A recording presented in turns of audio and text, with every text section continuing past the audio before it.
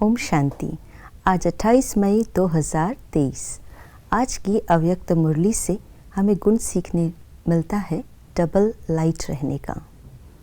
Light यानी हल्कापन, double light अर्थात हल्के भी रहना और प्रकाशमय स्वरूप में भी रहना।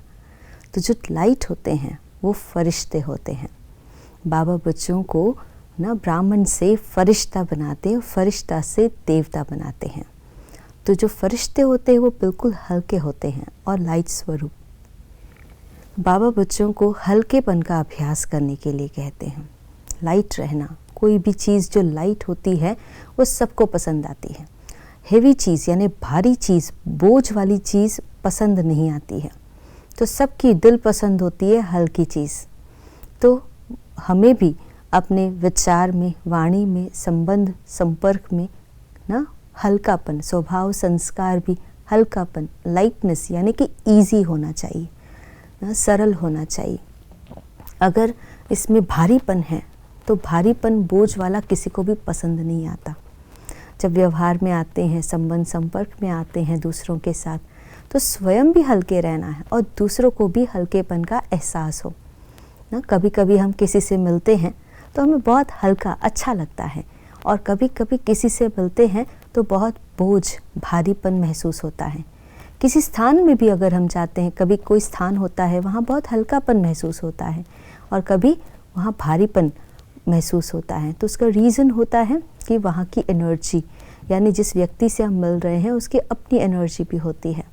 तो हम जिनके भी संपर्क में आते हैं, हमारे अगर विचार, वाणी, कर्म, संबंध, संपर्क में, स्वभाव संस्कार में हम हल्के हैं, लाइट नेचर वाले हैं, तो वो लाइटनेस दूसरों को भी प्रभावित करती है और उन्हें भी हल्केपन का एहसास दिलाती है। तो हमें हमेशा इस लाइटनेस का अभ्यास करना है। तो उसके लिए बाबा ने कहा कि हल्के रहो, यानी कोई भी बोझ अंदर में नहीं रखना है। अपने ऊपर यही अभ्यास हमें करना है ना। और इसके लिए क्या करना है अभ्यास? बाबा ने कहा परिवर्तन करना है। कई बार कहते हैं हाँ हम तो लाइट रहते हैं, लेकिन दूसरे हमको समझते नहीं हैं। तो बाबा ने आज बहुत स्पष्ट रूप से कहा कि दूसरे नहीं समझते हैं तो उनको समझाओ। कैसे समझाना है? बोल कर नहीं, लेकिन अपने व्यवहार, वाणी और कर्म से हमें समझाना है।